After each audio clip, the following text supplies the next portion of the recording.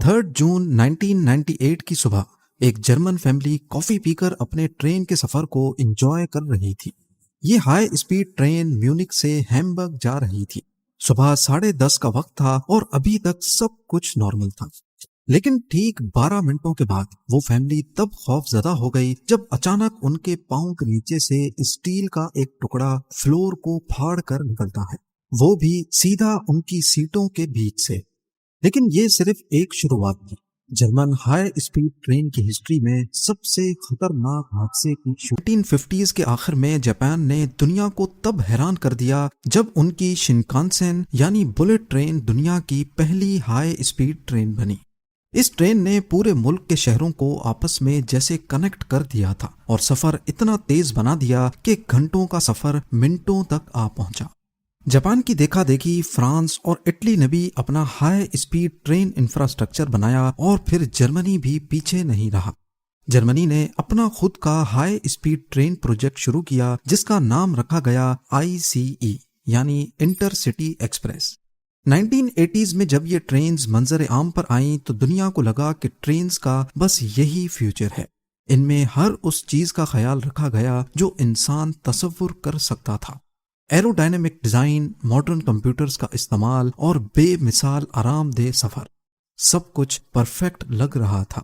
لیکن ہر perfect system کے اندر ایک چھپی ہوئی کمزوری ضرور ہوتی ہے، اور آئس ٹرینز کی کمزوری تھی ان کے ویلز۔ آئس جنریشن 1 ٹرینز کے ویلز شروعات میں مونو بلاک ڈیزائن میں بنے تھے، یعنی پورا ویل ایک سالڈ 1 پیس اسٹیل میں بنا تھا جو کہ مضبوط، سستا اور ریلائبل ہوتا تھا۔ پر اس مونو بلاک ویل میں ایک مسئلہ نوٹس کیا گیا۔ کچھ سالوں بعد پیسنجرز شکایت کرنے لگے کہ جب ٹرین ہائی اسپیڈ پر چلتی ہے تو اس میں ایک عجیب سی وائبریشن ہوتی ہے۔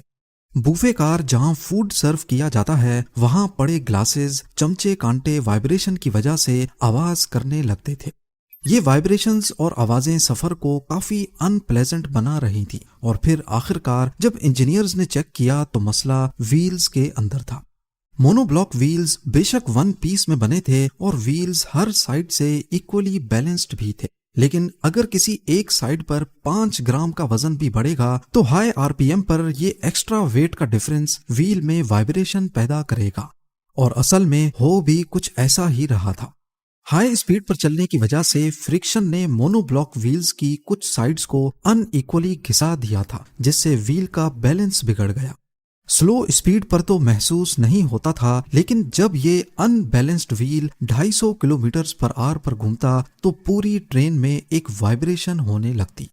یہ کسی بھی ویل کی ایک کامن پرابلم ہوتی ہے۔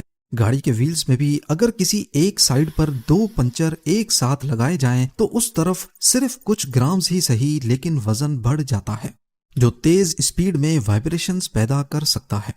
اس کو حل کرنے کے لیے ویل بیلنسنگ کروائی جاتی ہے اور ٹیکنیشین اپوزٹ سائیڈ پہ اتنا ہی وزن لگا کر ویل کو بیلنس کر دیتا ہے۔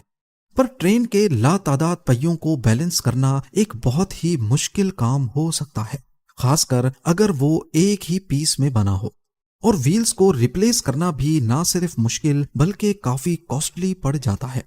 لہٰذا جرمن انجینئرز نے آئس ٹرینز کے اس مسئلے کو فکس کرنے کا ایک نیا سولوشن نکالا، اور وہ تھا ریزیلینٹ ویلز۔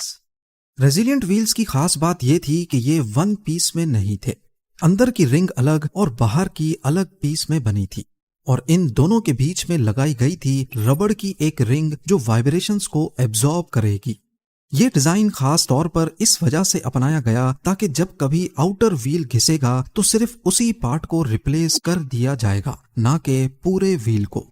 اس وقت جرمنی کی ٹرامز میں بھی یہ ڈیزائن استعمال ہو رہا تھا، لیکن مسئلہ یہ تھا کہ ٹرامز صرف 30 km/h پر چلتی تھیں اور آئس ٹرینز کو 250 km/h پر چلنا تھا۔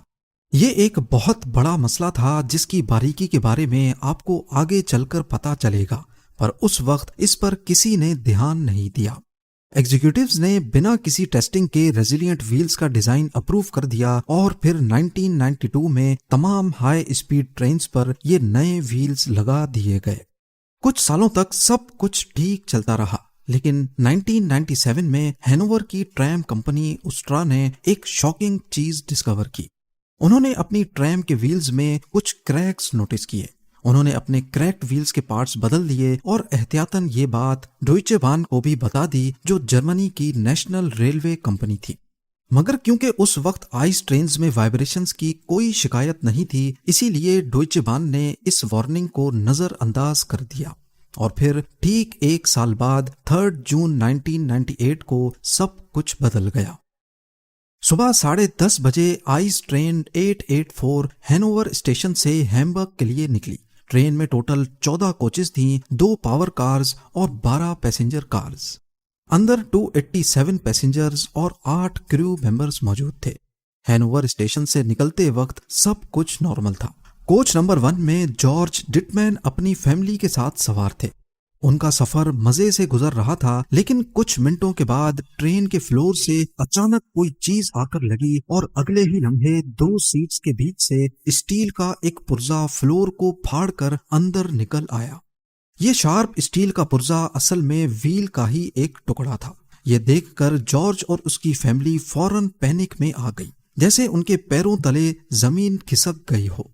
جس تیزی سے وہ لوہا اندر آیا، اگر وہ تھوڑا سا لیفٹ یا رائٹ ہوتا تو اس کی فیملی زندہ نہیں بچتی. اس نے فوراً اپنے بیوی بچوں کو برابر والے کمپارٹمنٹ میں بھیجا اور خود کنڈکٹر کو ڈھونڈنے چلا گیا. کنڈکٹر اس وقت تیسری کوچ میں موجود تھا. جارج نے اسے سب کچھ ایکسپلین کیا، لیکن کمپنی پالیسی کے مطابق کنڈکٹر ٹرین کو تب تک نہیں روک سکتا جب تک وہ خود مسئلے کو دیکھ نہ لے. لہٰذا دونوں مل کے پہلی کوچ کی طرف چل پڑے. ٹرین اب بھی 200 کلومیٹرز پر آور سے دوڑ رہی تھی اور اب آہستہ آہستہ اس میں وائبریشنز بڑھ رہی تھی.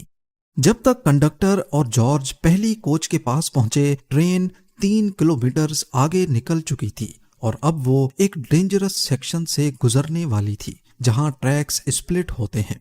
ٹوٹے ہوئے ویل کا ٹکڑا اب بھی ٹرین کے نیچے لٹکا پٹری سے گھستا ہوا جا رہا تھا.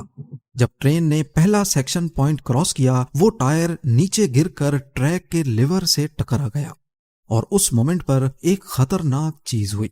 ٹریک سوئچ چینج ہو گیا. اب ٹرین کا پہلا اور دوسرا کوچ ایک ٹریک پر تھا، لیکن تیسرا کوچ دوسرے ٹریک پر چلا گیا، یعنی فرنٹ اور ریئر بوگی الگ الگ ڈائریکشنز میں. ٹرین کی باڈی ٹوئسٹ ہو گئی اور کوچ نمبر 3 سیدھا ایک برج کے کنکریٹ پلر سے ٹکرا گئی. اس خوفناک تصادم نے برج کا آدھا حصہ توڑ دیا. کوچ نمبر 4 نے کولیپس ہوتے ہوئے برج کو تو اوائڈ کر لیا، لیکن ایمبینکمنٹ سے ٹکرا گئی اور 3 ریلوے ورکرز اسی وقت کچلے گئے. کوچ نمبر 5 اور 6 گرتے ہوئے برج کے 300 ٹن کنکریٹ کے نیچے دب گئیں. ان دونوں کوچز کی ہائٹ بعد میں صرف 6 انچ بچ گئی. جی ہاں، صرف 6 انچ. پیچھے سے آنے والی باقی کوچز 7، 8، 9 اور 10 فل اسپیڈ پر ایک دوسرے سے ٹکراتی گئیں اور کسی کاغذ کی طرح فولڈ ہوتی گئیں. صرف پہلی 2 کوچز جہاں جارج اور اس کی فیملی تھی وہ بچ گئیں اور فرنٹ لوکوموٹیو 3 کلومیٹرز آگے جا کر رک گیا. جس وقت کوچ نمبر 3 برج سے ٹکرائی تھی اس وقت انجینئر اور ڈرائیور کو ایک جھٹکا ضرور لگا تھا، لیکن وہ اس بات سے بالکل لا علم تھے کہ ان کے پیچھے کیا قیامت گزر رہی ہے. جہاں یہ قیامت خیز حادثہ پیش آیا وہاں ایشیڈ نامی ایک چھوٹا سا ٹاؤن تھا. جب وہاں کے لوگوں نے دھماکے کی آواز سنی تو سب دوڑ کر موقع پر پہنچ گئے. ان کے سامنے جو منظر تھا وہ شاید زندگی بھر کبھی بھول نہیں پائیں گے. ٹوٹی ہوئی کوچز، لوہے کے ٹکڑے، آگ اور لوگوں کی چیخیں.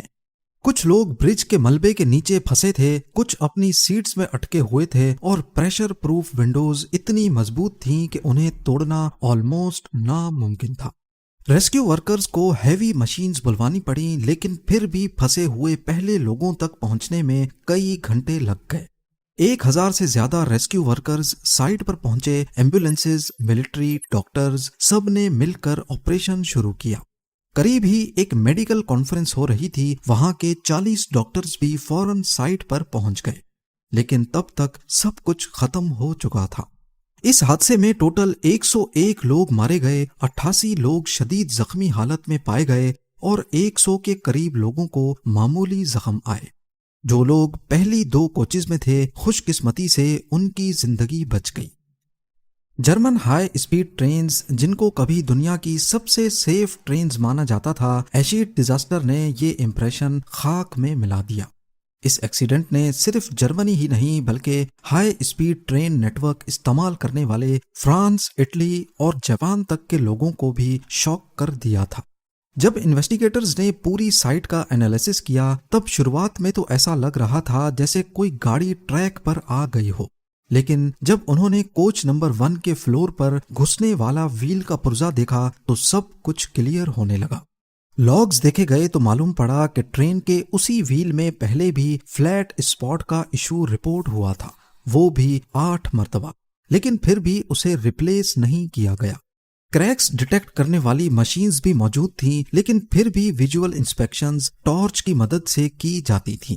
कंपनी ये कहकर टाल देती थी कि वो मशीन्स फॉल्स अलार्म्स देती हैं। 1992 में फ्राउनहोफर नामी एक जर्मन रिसर्च ऑर्गेनाइजेशन ने एक वार्निंग भी दी थी कि हाई स्पीड ट्रेन्स पर रेजिलिएंट व्हील्स खतरनाक हो सकते हैं, और 1997 में हैनोवर ट्रैम कंपनी ने भी वार्निंग दी थी, लेकिन दोनों वार्निंग्स इग्नोर कर दी गई। इंजीनियर्स ने बाद में बताया कि ये टायर हर दिन 5 लाख मरतबा रोटेट करते थे, और वो भी हाई स्पीड पर। हर रोटेशन में स्टील टायर हल्का सा कंप्रेस होता और वापस एक्सपेंड होता। इससे फटीग क्रैक्स बन गए जो दिन ब दिन बढ़ते चले गए, और बीच में रबड़ लगाने की वजह से वाइब्रेशंस एब्जॉर्ब हो गई और किसी को पता ही नहीं चला कि व्हील्स असल में क्रैक हो रहे हैं।